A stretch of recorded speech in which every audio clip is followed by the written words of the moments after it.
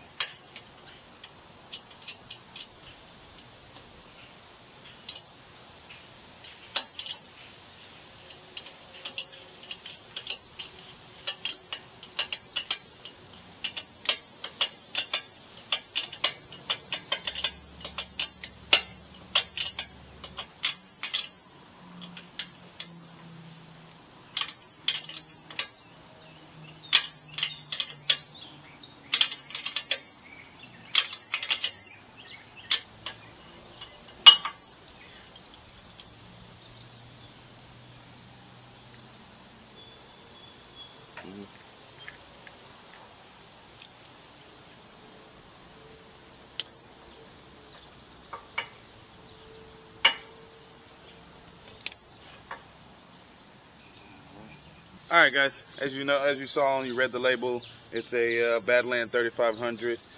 It comes with all kinds of little goodies, little additional electronics that come with it. You got your remote switch, you got capacitors and electronics that come all with it to get it all hooked up. What I'm gonna be using to power the winch, you can power it a couple of ways. You can use a battery. You know, just mount a battery to your trailer as well if you're gonna use that. In my case, I'm gonna use a jump box. This jump box is pretty good, pretty low cost as well. I think I got this from Harbor Freight as well. So this is what I'm gonna use to power the winch and get it going when I unload and load the trailer. So reasons why to have a winch. Situations where the vehicle's not operational. You know, you can't load it up. You're a one-man team at the moment, and you need to get a vehicle up onto the trailer. These gonna come in perfectly handy. This one in particular is a 3,500 pound capacity, as you noticed in the name. But yeah, the race car doesn't weigh 3,500 pounds, so it should pull it up on the trailer just fine. Any other vehicle that's, you know, around that weight or below should work operational. This should be just fine for it. So other situations where you are in need of a winch, if you are heading to the track by yourself, you don't have your teammates with you, then you can get to the track easily and unload and load the car back up onto the trailer after a track day. Say if you went to the track and something happened to your car at the track, you know, suspension part broke or engine failure or something to that effect. Well, you can't operate the trailer, you can't operate the car to get up on the trailer. Well, this bad boy is going to come in handy, and so it's what you need it for. And another use case in my case, is my clutch leg is out. So I was going pretty hard in the gym the other day during combat training and injured my leg. So that's another use case scenario for me having a winch. Another thing, you want to protect the winch from the elements as well. So you can do things like build a box around it, and it can operate through that box if you decide to go that route, or you can just cover it up temporarily whenever you need to cover it up. I kind of like it exposed like this. That's kind of cool. I like the way it looks. So if the elements happen to come about that day, then I'll just drip some type of weatherproof covering over it. Otherwise, I'll build a box and put that on top of it. This thing is all mounted up, and that's pretty much it for our winch install. I hope you guys enjoyed this video and this informational talk, as well as getting it mounted up and watching us getting it mounted up. Big shout out to my homie Kevin for coming through with the play. It pays to have friends who are like-minded. If you go to the track, you're bound to have track buddies that you're gonna make friends with, and they're gonna have access to things that you don't have access to. So get out there to the track, guys. Keep it safe, and as always, keep the shiny side up and the rubber side down. Peace.